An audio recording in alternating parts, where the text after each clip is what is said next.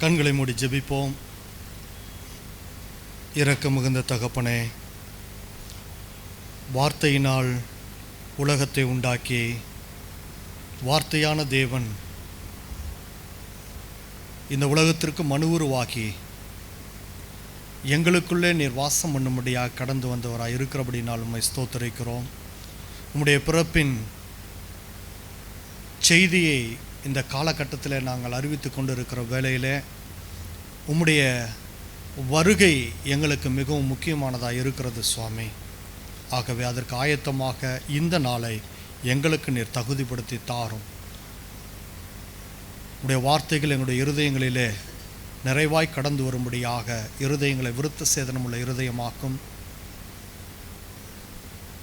அடியேண்டிய உதடுகளை விருத்த சேதனமுள்ள உதடுகளாய் மாற்றும். நீர் பேசும், நாங்கள் கேட்கிறோம். இயேசு கிறிஸ்து நாமத்தில் ஜெபிக்கிறோம் பிதாவே, ஆமென்.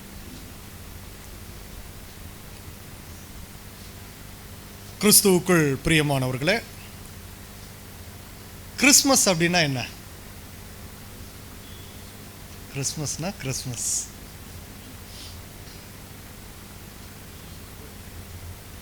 கிறிஸ்மஸ்னா என்ன? எல்லாம் கிறிஸ்மஸ் கிறிஸ்மஸ்ன்னு சொல்லிட்டு இருக்கிறாங்க.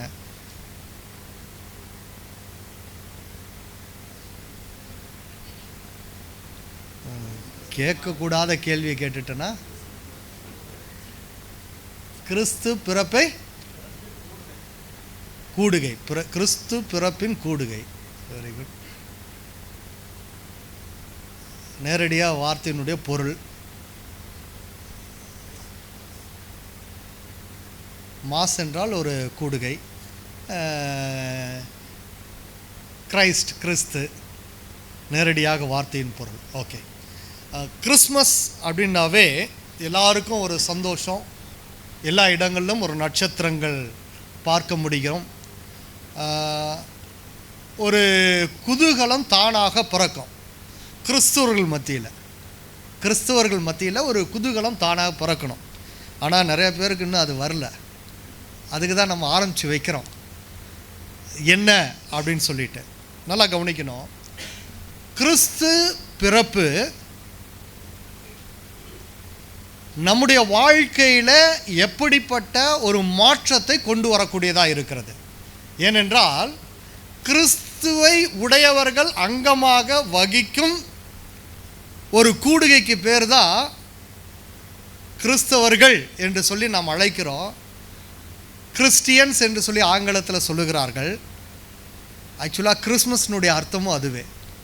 இயேசு கிறிஸ்துவின் பிறப்பை அறிவிப்பதோடு மட்டுமல்ல, இயேசு கிறிஸ்து எதற்காக பிறந்தார் என்பதை சாட்சியிடுகிற கூட்டம். அதுதான் கிறிஸ்மஸ். யாரெல்லாம் சாட்சியிட்டார்கள் இயேசு கிறிஸ்து பிறந்தபோது? முதலாவது யோசேப்பு, மரியாள். அதனைத் தொடர்ந்து மேய்ப்பர்கள் வந்தாங்க. தூதர்கள் மேய்ப்பர்களுக்கு அறிவித்தாங்க, சாட்சி சொன்னாங்க. அதை கேட்டு மேய்ப்பர்கள் வந்து கேட்டு அதை சாட்சியிட்டார்கள். அதன் பிறகு யார்? சாஸ்திரிகள் கேட்டால். அதுபோல் இதை கேட்ட ஜனங்கள் அதே போல் கடந்து வந்து கர்த்தரை துதித்து ஆராதித்தார்கள் என்று சொல்லி நாம் பார்க்கிறோம். அநேகர் பின்பற்றினார்கள் என்று சொல்லி நாம் பார்க்க முடிகிறது. இப்போ அந்த வழியில் வருகிற நாம் இந்த விசேஷ காரியத்தை உள்ளடக்கிறவர்களாய் காணப்படுகிறோமா? ஏன்னா நற்செய்தி தூதர்களால் அறிவிக்கப்பட்ட உடனே மேய்ப்பர்கள் கேட்டு சென்று குழந்தையை கண்டு தண்டனிட்டு பணிந்து அதை ஆராதித்து அதன் பிறகு என்ன பண்ணார்கள்? பிரசித்தப்படுத்தினார்கள். இதுதான் நற்செய்தி. ஸோ நற்செய்தினா என்ன? நற்செய்தி என்றால் என்ன? காஸ்பல். நற்செய்தினா காஸ்பல், ஆங்கிலத்தில் காஸ்பல். சுவிசேஷம். எத்தனை சுவிசேஷம் இருக்குது? 4 சுவிசேஷம். மத்தேயு, மார்க்கு, லூக்கா, யோவான். இதெல்லாம் என்னத்தை நாம் படிக்கிறோம் இந்த 4 சுவிசேஷத்துலேயும்? கொஞ்சம் நல்லா தான் சத்தமாக சொல்லுங்களேன். இயேசு கிறிஸ்துவை படிக்கிறோம். அவருடைய பிறப்பு, அவருடைய இறப்பு, அதுக்கு முன்னாடி அவருடைய மினிஸ்ட்ரி, அவருடைய பிறப்பு, அவருடைய ஊழியம், அவருடைய இறப்பு, அவருடைய உயிர்த்தெழுதல், இதெல்லாம் எதில் இருக்குது? சுவிசேஷ புத்தகங்களில் நம்ம பார்க்குறோம். இப்போ நமக்கு மத்தேயு, மார்க்கு, லூக்கா, யோவான் இது 4ம் சுவிசேஷ புத்தகங்கள் என்று சொல்லி நாம் அழைக்கிறோம். ஆனால் ஆண்டவர் இந்த செய்திகளை எல்லாம் ஏற்கனவே சுவிசேஷமாக சொல்லிவிட்டார். அதனால தான் ஏசாயா சொல்லும்போது சீயோன் என்னும் சுவிசேஷகியே என்று சொல்லி அழைக்கிறார். எருசலேமை ஆண்டவர் சொல்லும்போது சீயோன் என்னும் சுவிசேஷகியே. இந்த சுவிசேஷம் என்கிற வார்த்தை கிரேக்கத்தில் என்ன வார்த்தை பயன்படுத்தப்படுறாங்க? சுவிசேஷம். இப்போ இங்கிலீஷில் நம்ம சொன்னோம்னா காஸ்பிள்னு சொல்லிடுறோம். ஆனால் இந்த சுவிசேஷம் அறிவிக்கக்கூடியவர்களை எவாஞ்சலிஸ்ட் என்று சொல்லி அழைப்பார்கள். இந்த எவாஞ்சலிஸ்ட் என்கிற வார்த்தை, எவாஞ்சலிசம் என்கிற வார்த்தை கிரேக்கத்திலேருந்து வருகிறது. யுவாங்கிலியோன் என்கிற வார்த்தை தான் கிரேக்க பதம். இந்த வார்த்தையிலிருந்து தான் எவாஞ்சலிஸ்ட், எவாஞ்சலிசம், எவாஞ்சலிக்கல் இதெல்லாம் வருது. ஆனால் இது புதிய ஏற்பாட்டில் பயன்படுத்தப்பட்ட வார்த்தை. ஆனால் இந்த வார்த்தை பழைய ஏற்பாட்டில் நாம் போய் தேடி பார்த்தோம் என்றால் பசார் என்கிற வார்த்தையானது பயன்படுத்தப்படுகிறது. பசார் அதான் சுவிசேஷம் என்கிற வார்த்தை. சுவிசேஷம் என்கிற வார்த்தைக்கு பசார் என்கிற எபிரேய வார்த்தை பயன்படுத்தப்படுகிறது. அப்படின்னா பசார் என்ற வார்த்தையினுடைய பொருள் என்னவென்றால் தேவனுடைய செய்தி, நற்செய்தி. சொல்லுங்க பார்க்கலாம். தேவனுடைய செய்தி, நற்செய்தி, அவ்வளோதான். ஸோ நற்செய்தி தான் சுவிசேஷம் சொல்கிறோம், நற்செய்தி தான் காஸ்பல்னு சொல்கிறோம். ஆனால் பழைய ஏற்பாட்டில் நம்ம படிக்கும்போது நிறைய இடங்களில் அந்த வார்த்தையானது பயன்படுத்தப்பட்டிருக்கிற பசார் என்கிற வார்த்தையானது பயன்படுத்தப்பட்டிருக்கிறது. அது தேவனுடைய செய்தியை கொடுக்கிறவர். இப்போ இப்படி பார்க்கும்போது நான் வேதத்தில் அநேக காரியங்களை படிக்கும்போது மத்தேயு, மார்க்கு, லூக்கா, யோவான் இந்த 4 சுவிசேஷ புத்தகங்களையும் உள்ளடக்கின ஒரு சுவிசேஷ புத்தகம் இருக்கிறது இயேசு கிறிஸ்துவின் பிறப்பிற்கு முன்பே. அதுதான் ஏசாயா சுவிசேஷ புத்தகம்.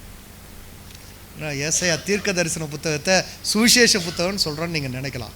இப்போ நம்ம பார்க்கலாம், ஒரு சில வார்த்தைகளை நம்ம படிப்போம், வாசிப்போம். ஏசாயா 11:1 முதலாவதாக வேகமாக ஒருத்தர் மத்தேயு 1ஆம் அதிகாரம் 1வது வசனத்தை எடுத்து வைத்துக் கொள்ளுங்கள்.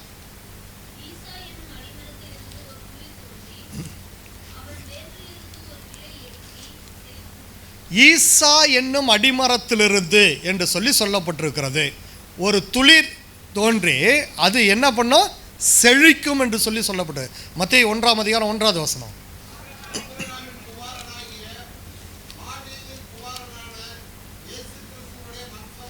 6வது வசனம்.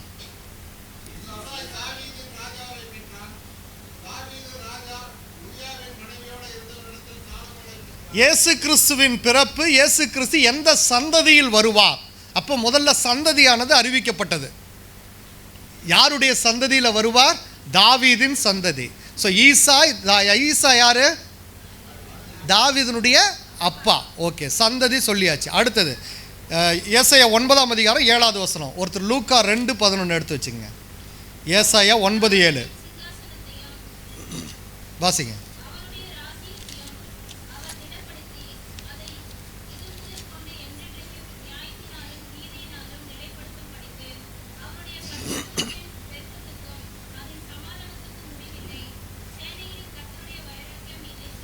தாவீதின் சிங்காசனத்தையும் அவனுடைய ராஜ்யத்தையும் அவர் திடப்படுத்தி. யார் திடப்படுத்தி? இந்த ஈசா என்னும் அடிமரத்திலிருந்து தோன்றுகிற ஒரு துளிரானது தாவீதின் சிங்காசனத்தை அவனுடைய ராஜ்யத்தையும் திடப்படுத்துவார். அதை இது முதற்கொண்டு என்றென்றைக்கும் நியாயத்தினாலும் நீதியினாலும் நிலைப்படுத்தும்படிக்கு அவருடைய கர்த்தத்துவத்தின் பெருக்கத்துக்கும் அதன் சமாதானத்துக்கும் முடிவில்லை. சேனைகளின் கர்த்தருடைய வைராக்கியம் இதை செய்யும். வாசிப்போம் லூக்கா 2:11.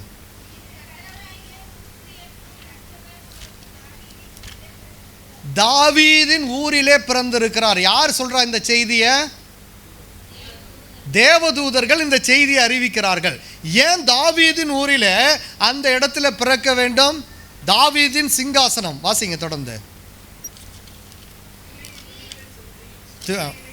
முன்னணையிலே கிடத்தி இருக்க காண்பீர்கள். வழக்கமாக குழந்தையை சுற்றும் போது, குழந்தையை சுற்றி குழந்தை பிறந்தவங்க முன்னணையில் நம்ம ஊரில் போட மாட்டாங்க, தாயின் பக்கத்தில் வச்சிருப்பாங்க. இதுதான் நம்ம ஊர் வழக்கம். ஆனால் முன்னணையில் கிடத்தப்படுகிறது எதுக்கென்றால், வருகிறவர்கள் சாஷ்டாங்கமாக பணிந்து கொள்வதற்கு அடையாளம். அங்கே பஸ்கா ஆட்டுக்குட்டியானது அப்படியாக செய்யப்படும். அந்த பஸ்கா ஆட்டுக்குட்டிக்கு அடையாளமாக இயேசு கிறிஸ்து அங்கே முன்னணியில் கிடத்தப்படுகிறார். வந்த மேய்ப்பர்கள் அதை பார்த்து பணிந்து கொண்டார்கள். வருகிறவர்கள் பார்த்து பணிந்து கொள்வதற்காக முன்னணியிலே கிடத்தப்படுகிறது. இது ராஜாக்களுடைய வம்ச வழியாக செய்யப்படுகிற ஒரு அடையாளம். தாவீதின் ஊரிலே பிறந்திருக்கிற, தாவீதின் வம்சத்தில் பிறந்திருக்கிற, ராஜாவாக பிறந்திருக்கிற இயேசு கிறிஸ்து முன்னணியிலே கிடத்தப்படுகிறார். இது ராஜாக்களுடைய பாரம்பரியமாக செய்யப்படுகிற ஒரு முறைமை. வருகிறவர்கள் தெண்டனிட்டு பணிந்து கொள்வார்கள் என்பதின் அடையாளமாக அது காணப்படுகிறது. ஏசாயா 7:14, மத்தேயு 1:23 எடுத்துச்சு. ஆண்டவர் தாமே உங்களுக்கு ஒரு அடையாளத்தை கொடுப்பார். கன்னிகை கர்ப்பவதியாகி ஒரு குமாரனை பெறுவார். அவருக்கு இம்மானுவேல் என்று பெயரிடுவாயாக. இது யாருக்கு சொல்லப்படுகிற ஒரு அடையாளம்? இந்த வார்த்தை யாருக்கு சொல்லப்படுகிற அடையாளம்? ஆகாஸ் ராஜாவுக்கு சொல்லப்படுகிற அடையாளம்.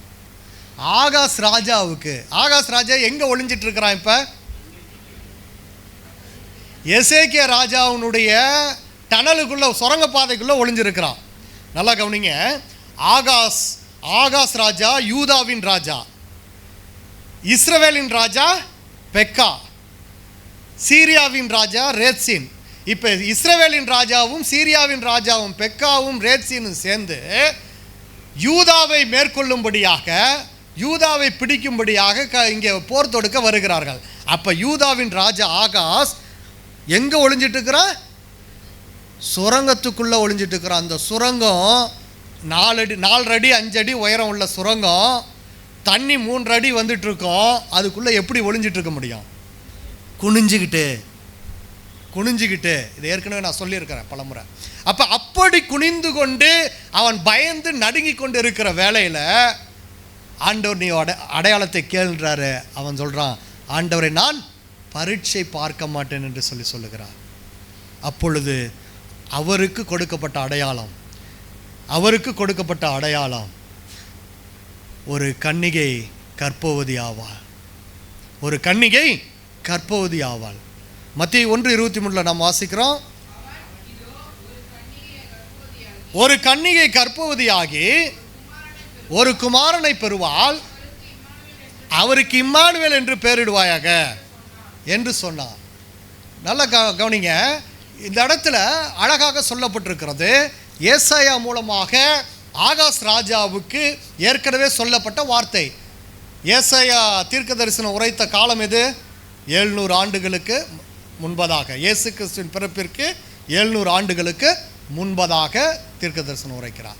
இப்போ அது மத்தேயு எழுதின சுவிசேஷத்தில் 700 ஆண்டுகளுக்கு பிறகு அது குறிப்பிடப்படுகிறது. இயேசு கிறிஸ்துவின் பிறப்பு, கன்னி கர்ப்பவதி ஆதல். ஸோ முதலாவது சந்ததி, இரண்டாவது சிங்காசனம், மூன்றாவது அடையாளம், நான்காவது பாருங்க ஏசாயா 11:2 வாசிங்க. ஞானத்தையும் உணர்வையும் அருளும் ஆவியும். இந்த இடத்துல எதை நம்ம வாசிக்கிறோம்? 2 முறை ஆவி. ஸோ ஆவியானவர் அவர் மேல் இருப்பார். கர்த்தருடைய ஆவியானவர் அவர் மேல் இருப்பார் என்று சொல்லி நாம் பார்க்கிறோம். மத்தேயு 3:16 நாம் வாசிக்கிறோம். மத்தேயு எழுதின சுவிசேஷம் 3:16. ஜலத்திலிருந்து கரையேறின போது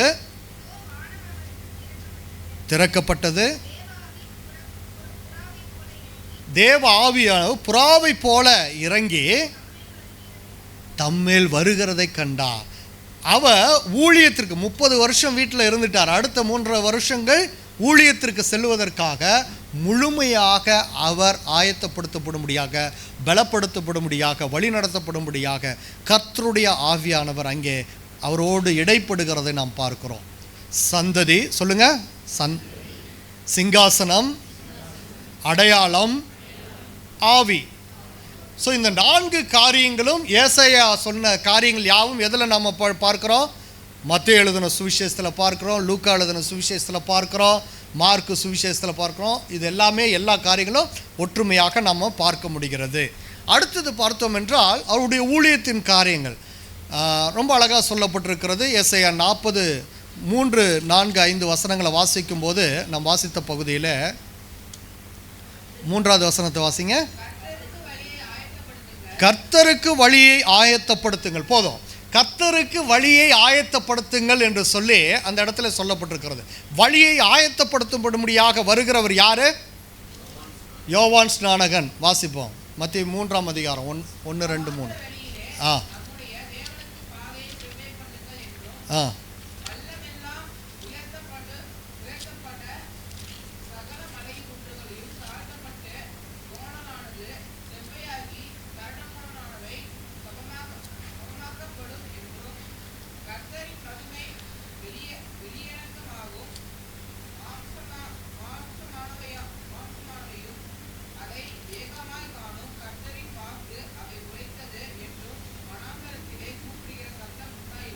போதும். இப்போ ரொம்ப அற்புதமாக இந்த இடத்துல நம்ம பார்க்குறோம், வனாந்தரத்தில் உண்டு பண்ணுகிற சத்தம். இதை யாரை குறித்து சொல்லப்பட்டிருக்கிறது? யோவான் ஸ்நானகனை குறித்து சொல்லப்பட்டிருக்கு. இயேசு கிறிஸ்துவின் வருகைக்கு ஆயத்தமாக்கும்படியாக ஊழியத்தின் பாதையில் அவர் வழிகாட்டியாக அந்த இடத்துல முன்பதாக இருக்கிறார். இயேசு கிறிஸ்துவுக்கு முன்பதாக வந்து வழியை ஆயத்தப்படுத்தி கொடுக்கிறவராக இருக்கிறார். மனம் திரும்புங்கள், தேவனுடைய ராஜ்யம் சமீபத்திருக்கிறது என்கிற செய்தியானது சொல்லப்பட்டுகிறது. அப்பொழுது அந்த வார்த்தைக்கு இயேசு கிறிஸ்து கடந்து வந்து அந்த இடத்துல தன்னையும் ஒப்பு கொடுக்கிறார். ஞானஸ்தானம் பெற்று அவர் ஊழியத்திற்குள்ளே கடந்து வருகிறார். அடுத்தது பார்த்தோம் என்றால் 61ஆம் அதிகாரம், ஏசாயா 61, 1, 2 வசனங்கள். அபிஷேகம் பெறப்படு.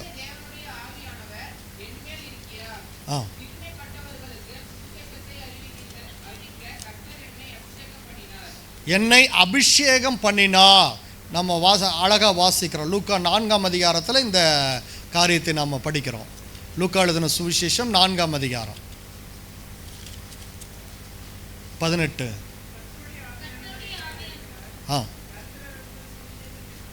தரித்திரருக்கு சுவிசேஷத்தை பிரசங்கிக்கும்படி என்னை அபிஷேகம் பண்ணினார் என்று சொல்லி நாம் பார்க்குறோம். ரொம்ப அழகாக சொல்லப்பட்டிருக்கிறது. இப்போ நான் அழகான ஒரு ஒப்புமையை சொல்லி கொண்டு இருக்கிறேன். மத்தேயு, மார்க்கு, லூக்கா, யோவான் 4ம் சுவிசேஷங்கள் என்று சொல்லி பார்த்தா கிறிஸ்துவின் பிறப்பு, ஊழியங்களை, அவருடைய மரணத்தை சொல்லுகிற ஒரு புத்தகமாக இருக்கிறது 4 புத்தகங்களும். இப்போ நாம் எங்கே படிக்கிறோம்? ஏசாயாவில் இந்த 4 காரியங்களையும் 4 புத்தகங்களையும் படித்து கொண்டு இருக்கிறோம். அதை தான் இப்போ பார்த்துட்ருக்கோம். வழியை ஆயத்தம் பண்ணுதல், ஆண்டவருடைய ஆவியானவர் வந்து அவரை அபிஷேகம் பண்ணுதல்.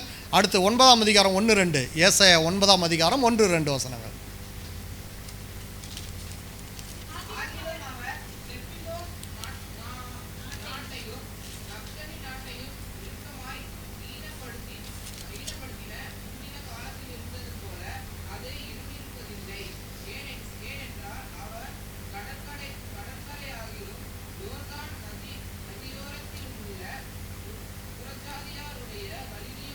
புறஜாதியாருடைய கலிலேயாவாகிய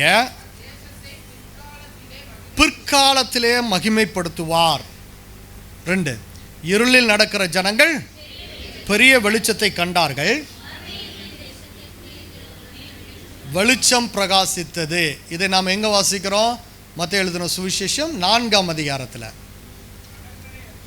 கடற்கரை அருகிலும் யோர்தானுக்கு அப்புறத்திலும் உள்ள செபுலோன் நாடும் நப்தலி நாடுமாகிய புறஜாதியாருடைய கலிலேயாவிலே இருளில் இருக்கும் ஜனங்கள் பெரிய வெளிச்சத்தை கண்டார்கள், மரண இருளின் திசையில் இருக்கிறவர்களுக்கு வெளிச்சம் உதித்தது.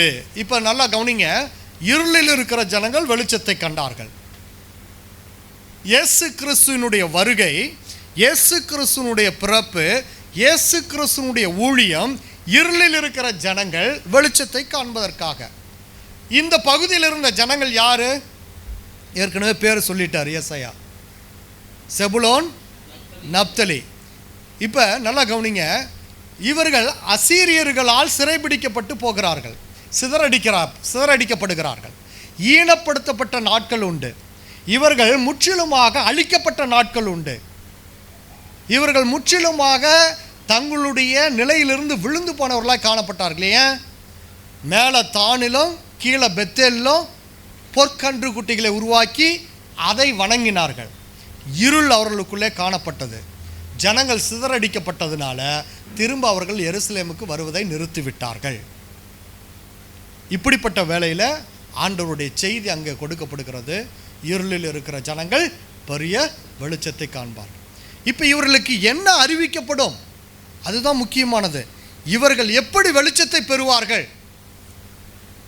மத்தேயு 4ஆம் அதிகாரத்தில் நாம் வாசிக்கிறோம், அழகாக சொல்லப்பட்டிருக்கிறது. அது முதல் இயேசு மனம் திரும்புங்கள், பரலோக ராஜ்யம் சமீபித்திருக்கிறது என்று பிரசங்கிக்க தொடங்கினார். மனம் திரும்புங்கள், பரலோக ராஜ்யம் சமீபத்திருக்கிறது என்பதை பிரசங்கிக்க தொடங்கினார். அப்போ சுவிசேஷம் மனம் திரும்புதல்ல ஆரம்பிக்கிறது. கிறிஸ்துவின் பிறப்பு நமக்கு எதை கொண்டு வர வேண்டும்? மனம் திரும்புதலை கொண்டு வர வேண்டும். இப்போ கர்த்தருடைய ஆவியானவர் கிறிஸ்துவோடு இருக்கிறார் என்பதை அழகாக ஏசாயா படம் பிடித்து காட்டுகிறார். சுவிசேஷ புத்தகங்களில் காணப்படுகிற எல்லா காரியங்களும் இங்கே நாம் படிக்கிறோம். அதை தான் நம்ம இங்கே பார்த்தோம். கலிலேயா பகுதியில் இப்படிப்பட்ட ஆண்டுடைய வார்த்தையானது புறப்பட்டு சென்றது. அடுத்தது ஏசாயா 40ஆம் அதிகாரத்தில் நாம் வாசித்த அந்த காரியம் இப்பொழுது நிறைவேறுகிறதா இருக்கிறது. ஏசாயா 2:3 முதல்ல வாசிங்க. 2ஆம் அதிகாரம் 3வது வசனம்.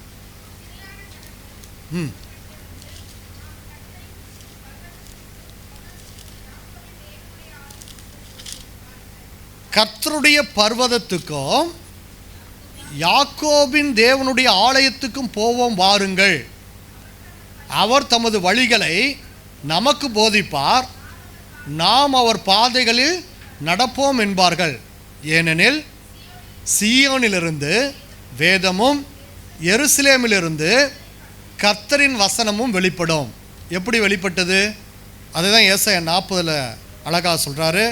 9வது வசனத்தில், சீயோன் என்னும் சுவிசேஷகியே உயர்ந்த பர்வதத்தில் ஏறு, எருசலேம் என்னும் சுவிசேஷகியே நீ உரத்த சத்தமிட்டு கூப்பிடு. ரொம்ப அழகாக சொல்கிறார் ஏசாயா. 2ஆம் அதிகாரத்தில் சொல்லப்பட்ட அதே காரியம் இங்கே சொல்லப்படுகிறது. நீ கர்த்தருடைய வார்த்தையை பிரசங்கிக்க ஆரம்பிக்க வேண்டும், சொல்ல ஆரம்பிக்க வேண்டும். இப்போ எப்படி அது ஆரம்பிக்கப்படுகிறது? இங்கே நாம் வாசிக்கும் லூக்கா எழுதின சுவிசேஷம் 2ஆம் அதிகாரம் 46வது வசனத்தை வாசிப்போம். லூக்கா 2:46. 3 நாளைக்கு பின்பு தேவாலயத்து போதகர் நடுவே உட்கார்ந்திருந்ததும் அவர்கள் பேசுகிறதை கேட்கிறதும் அவர்களை வினாவும் கண்டார்கள். அவர் பேச கேட்ட யாவரும் அவருடைய புத்தியையும் அவர் சொன்ன மாறுத்திரங்களையும் குறித்து பிரமித்தார்கள். இது எப்போ நடக்கிறது?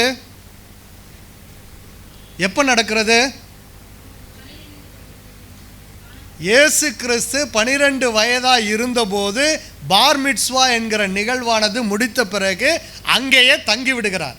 எருசலேமிலேயே தங்கிவிடுகிறார். எருசலேமிலேயே தங்கி அங்கே இருக்கிற வேதபாரகர்களுக்கும் அங்கே இருக்கிற மற்ற ரபிமார்களுக்கும் இவர் போதிக்க ஆரம்பித்து விட்டார். 12 வயது முடிந்து அங்கே பார் மிட்ஸ்வா நிகழ்வு முடித்த பிறகு இயேசு கிறிஸ்து தேவாலயத்திலே தங்கிவிட்டார். அவங்க அப்பா அம்மா கிளம்பி வந்துட்டாங்க. என்ன நினச்சி கிளம்பி வந்துட்டாங்க? யோசேப்பு மரியாளும் கூட்டத்தோடு இருப்பாங்க. இல்லை, அவர் கூட்டத்தில் இல்லை, அவர் எருசலேமிலேயே தங்கிவிட்டார். அவர் சொல்லும்போது, இதோ உன் தகப்பனும் நானும் விசாரத்தோடு உன்னை தேடினோமே என்றார். அதற்கு அவர் 49வது வசனத்தில், நீங்கள் ஏன் என்னை தேடினீர்கள்? என் பிதாவுக்கு அடுத்தவைகளில் நான் இருக்க வேண்டியதென்று அறியீர்களா? அழகாக சொல்லப்பட்டிருக்கிறார். ஏசாயா 2ஆம் அதிகாரத்தில், ஏசாயா 40ஆம் அதிகாரத்தில் சொல்லப்பட்ட வார்த்தைகள், அங்கே வசனம் அங்கிருந்து புறப்படும் என்பதை சொல்லப்பட்ட வார்த்தைகள் இங்கு கிறிஸ்துவிலே நிறைவேறுகிறதை நாம் பார்க்கிறோம். அப்போ அவருடைய ஊழியம் இப்படியாக ஆயத்தப்படுத்தப்பட்டு, யோவான் ஸ்நானங்களால் வழி ஆயத்தப்படுத்தப்பட்டு, கர்த்தருடைய ஆவியினால் அபிஷேகம் செய்யப்பட்டு, கலிலேயா பகுதியில் சுவிசேஷம் அறிவித்து, ஆண்டுடைய வார்த்தை தேவாலயத்திலிருந்து எல்லா ஜனங்களுக்கும் புறப்படுகிறதா இருந்தது. அதன் பிறகு 3வது காரியம், சுவிசேஷ புத்தகங்களை பார்ப்பது அவருடைய பாடு, மரணம். ஏசாயா 53ஆம் அதிகாரம் 3வது வசனத்தை வாசிப்போம். மார்க் 8:31 ஒருத்தர் வாசிக்கலாம். அவர் அசட்டை பண்ணப்பட்டவரும் மனுஷரால் புறக்கணிக்கப்பட்டவரும் துக்கம் நிறைந்தவரும் பாடு அனுபவித்தவருமாயிருந்தார். அவர் பாடு அனுபவித்தவருமாய் இருந்தார் என்று சொல்லி இந்த 53ஆம் அதிகாரம் முழுவதும் கிறிஸ்துவின் பாடுகளை குறித்து சொல்லப்படுகிற ஒரு காரியமாக இருக்கிறது. மார்க் 8,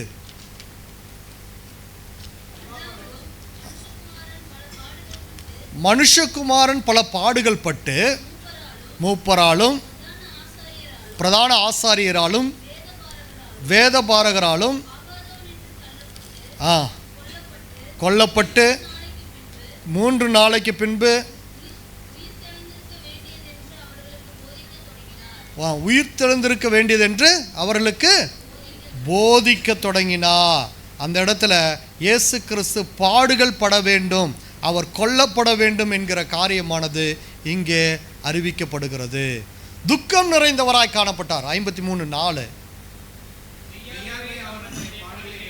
மெய்யாகவே நம்முடைய பாடுகளை ஏற்றுக்கொண்டு நம்முடைய துக்கங்களை சுமந்தார். நாமோ அவர் தேவனால் அடிபட்டு பாதிக்கப்பட்டு சிறுமைப்பட்டவர் என்று எண்ணினோம். மத்தேயு 8:17, மத்தேயு 8:17, அவர் தாமே பலவீனங்களை ஏற்றுக்கொண்டு நம்முடைய நோய்களை சுமந்தார் என்று ஏசாயா தீர்க்கதரிசினால் உரைக்கப்பட்டது நிறைவேறும்படி இப்படி நடந்தது. இங்கே தீர்க்கதரிசனம் சொல்லப்பட பாடு அனுபவிப்பார், அவர் நம்முடைய துக்கங்களை சுமந்தவராய் காணப்படுகிறார். அடுத்தது, அவர் வாய் திறவாமல் இருந்தார். 7வது வசனம் 53:7, அவர் நெருக்கப்பட்டும் ஒடுக்கப்பட்டும் இருந்தார், ஆனாலும் தம்முடைய வாயை அவர் திறக்கவில்லை. மத்தேயு 27:12, பிரதான ஆசாரியரும் மூப்பரும் அவர் மேல் குற்றம் சாட்டுகையில் மாறுத்திரம் ஒன்றும் சொல்லவில்லை. மாறுத்திரம் ஒன்றும் சொல்லவில்லை. அழகாக இங்கே சொல்லப்பட்டிருக்கிறது. அவர் வாய் திறவாமல் இருந்தார், மாறுத்திரம் ஒன்றும் சொல்லவில்லை. அப்பொழுது பிலாத்து அவரை நோக்கி, எத்தனையோ குற்றங்களை சாட்டுகிறார்களே, கேட்கவில்லையா என்றான். அவரோ ஒரு வார்த்தையும் மாறுத்திரமாக சொல்லவில்லை. அழகாக சொல்லப்பட்டிருக்கிறது, அவர் வாய் திறவாமல் காணப்பட்டார். அடுத்தது, துன்மார்க்கர்களுக்கு நடுவே அவர் அடிக்கப்படுவார் என்பதை சொல்லப்பட்டிருக்கிறது. 53:9, துன்மார்க்கரோடே அவருடைய பிரேத குழியை நியமித்தார்கள், ஆனாலும் மரித்தபோது ஐஸ்வர்யவனோடு இருந்தார், அவர் கொடுமை செய்யவில்லை, அவர் வாயில் வஞ்சனை இருந்ததும் இல்லை. அழகாக சொல்லப்பட்டது. துன்மார்க்கரோடு அடிக்கப்பட்டார். இயேசு கிறிஸ்து சிலுவையில் அடிக்கப்பட்ட போது 2 பேர் இருந்தாங்க. யார் யார்? 2 கள்ளர்கள். ஆனால் அவர் மரித்த போது அடக்கம் பண்ணப்பட்டது யாருடைய கல்லறை? அரிமத்தேயா ஊரானாகிய யோசேப்பினுடைய ஒரு செல்வந்தனுடைய கல்லறை. ஏன்னா செல்வந்தர்கள் தான் என்ன பண்ணுவாங்க, முன்னாடியே கல்லறையை ஆயத்தம் பண்ணி வைப்பார்கள். ஏன்னா அந்த காலத்தில் இல்லைன்னா எங்கேயாவது ஒரு இடத்துல குழி நோண்டி போட வேண்டியதாக இருக்குன்ட்டு செல்வந்தர்கள் எனக்கு இங்கே இடம் வேணும்னு சொல்லிட்டு அந்த இடத்துல அவர்கள் கல்லறையை ஆயத்தம் பண்ணி வைப்பார்கள். அப்படியாக இங்கே நாம் பார்க்குறோம். மத்தேயு 27:38 அதை நாம் பார்க்குறோம். அவருடைய வலது பக்கத்தில் ஒருவனும் அவருடைய இடது பக்கத்தில் ஒருவனுமாக 2 கள்ளர் அவரோடு கூட சிலுவையில் அறையப்பட்டார்கள். துன்மார்க்கரோடு அவர் அடிக்கப்பட்டார் என்கிற காரியத்தை நாம் இங்கே பார்க்கிறோம். 53:10 எஸ்ஐ 53:10 கர்த்தரோ அவரை நொறுக்க சித்தமாகி பாடுகளுக்கு உட்படுத்தினார். அவருடைய ஆத்துமா தன்னை குற்ற நிவாரண பலியாக ஒப்பு கொடுக்கும் போது அவர் தமது சந்ததியை கண்டு நீடித்த நாளாய் இருப்பார். கர்த்தருக்கு சித்தமானது அவர் கையினால் வாய்க்கும் என்று சொல்லி சொன்னார். கர்த்தருடைய சித்தம், பிதாவின் சித்தம் அங்கே நிறைவேற கர்த்தர் நொறுக்கப்பட்டார். இயேசு கிறிஸ்து நொறுக்கப்பட்டார். அவர் சிலுவை மரணத்தை மேற்கொண்டார். ஆகவே தான் இயேசு கிறிஸ்து அவர் மரிக்கும்படியாக சிலுவையில் தன்னுடைய ஆவியை ஒப்பு கொடுக்கிறார். மத்தேயு 26:39 நாம் வாசிக்கிறோம். மத்தேயு 26:39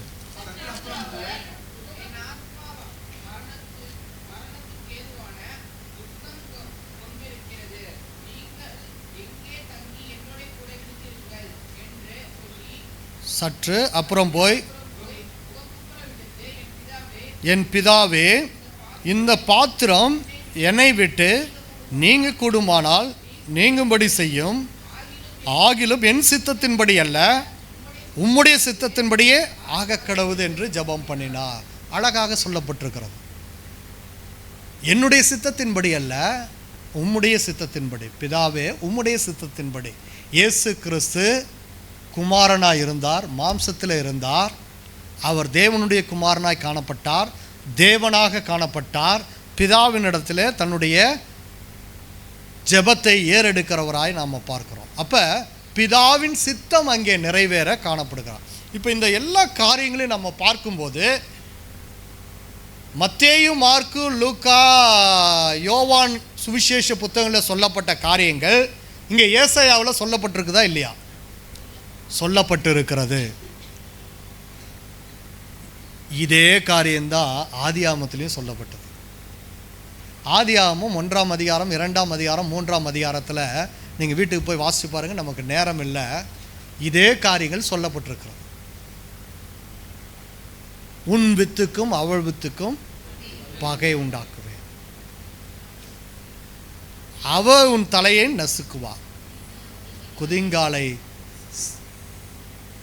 இந்த இடத்துல என்ன போட்டிருக்குது?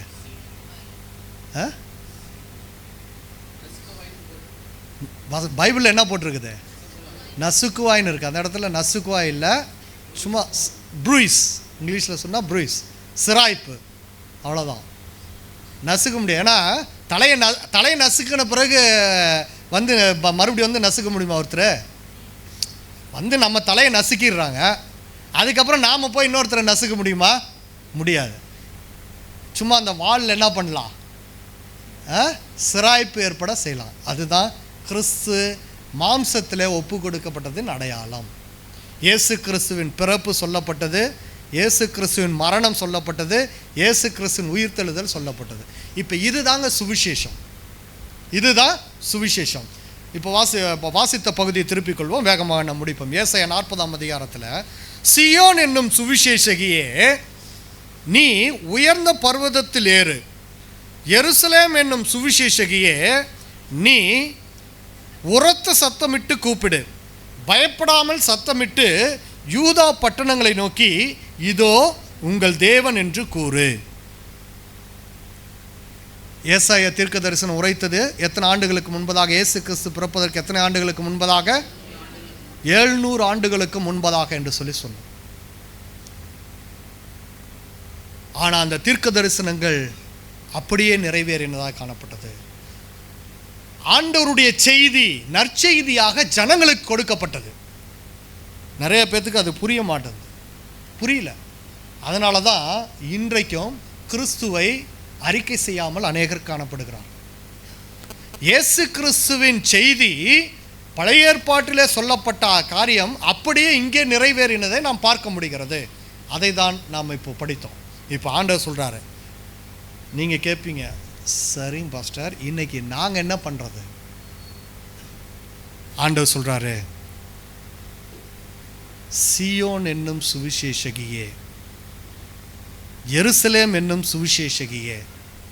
இப்போ ஆண்டவர் அற்புதமாக நமக்கு கொடுத்திருக்கிறார். இயேசு கிறிஸ்து ராஜாவாக வரும்போது அவருடைய ஜனங்களாக நாம் நிற்போம். இப்போ இந்த இயேசு கிறிஸ்து இந்த வார்த்தைகள் யாவருக்கும் கொடுக்கிறார். நம் யாவருக்கும் இந்த வார்த்தைகள் கொடுக்கப்படும் போது இந்த வார்த்தைகள் எல்லா இடங்களுக்கும் எடுத்து செல்லப்பட வேண்டும். பயப்படாமல் சத்தமிட்டு நீ இதோ உங்கள் தேவன் என்று கூறு. இதுதான் செய்தி. இதோ உங்கள் தேவன் என்று கூறு. யார் உங்கள் தேவன்? கிறிஸ்து. கிறிஸ்து உங்கள் தேவன் என்று சொல்லு. கிறிஸ்து உங்கள் தேவன் என்று சொல்லு. இன்னைக்கு 2023 வருஷம் முடிஞ்சு போச்சு. இயேசு கிறிஸ்து பிறந்து அவருடைய பிறப்பின் செய்தியை நாம் வருஷா வருஷம் சொல்லிக்கிட்டே தான் இருக்கிறோம். ஆனால் இயேசு பிறந்தான்றத என்னைக்காவது நாம் வாழ்க்கையில் வாழ்ந்து மற்றவர்களுக்கு சொல்லியிருக்கிறோமா? இயேசு பிறந்தார் எதற்காக? இயேசு பிறந்தார் நம்மை ரட்சிக்க என்பதை நாம் சொல்லியிருக்கிறோமா? இயேசு பிறந்தார் நமக்கு வழிகாட்ட, நித்திய கானானுக்குள்ளே பிரவேசிக்க. இயேசு பிறந்தார் நம்முடைய துக்கங்களை சுமந்து கொண்டார். நம்முடைய பாடுகளை அவர் ஏற்றுக்கொண்டார். அவர் வாய் திறவாமல் அடிக்கப்பட்டார். துன்மார்க்கர் மத்தியில் ஒப்பு கொடுக்கப்பட்டார். அவர் யூத ராஜசிங்கமாக எழுந்தார். சிலுவையிலே ஜெயித்தவராய் கடந்து வந்தார். எவாஞ்சலிசம் எங்கேருந்து வரணும்? எங்கேருந்து ஊழியம் ஸ்டார்ட் ஆகணும்?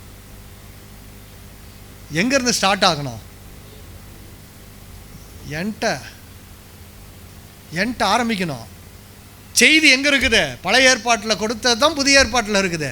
பழைய ஏற்பாட்டில் இல்லாதது எதுவுமே புதிய ஏற்பாட்டில் இல்லை. இதே தான் அப்போஸ்தலனாகிய பவுலும் பிரசங்கித்தார்.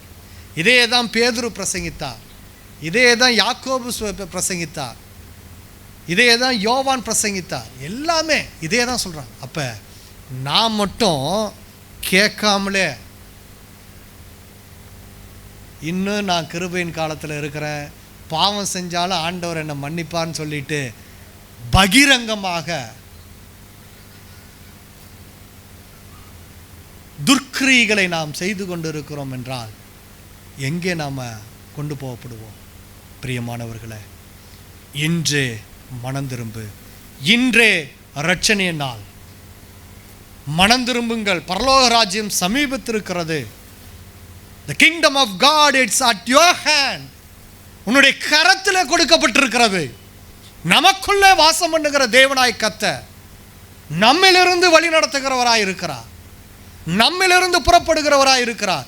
இருளில் இருக்கிற ஜனங்கள் வெளிச்சத்தை பெறும்படியாக, மரண இருளின் தேசத்தில் இருக்கிற ஜனங்கள் வெளிச்சத்தை பெற்றுக்கொள்ளும்படியாக நம்முடைய வாழ்க்கை அப்படி இருக்கிறதா? நம்முடைய பேச்சு அப்படி காணப்படுகிறதா? நம்முடைய செயல்பாடுகள் அப்படி காணப்படுகிறதா? இன்றே மனம் திரும்புவோம், கர்த்தருடைய சாட்சிகளாய் கடந்து செல்வோம். தேவன் தாமே நம்மை ஆசீர்வதித்து வழி நடத்துவாராக. ஆமென்.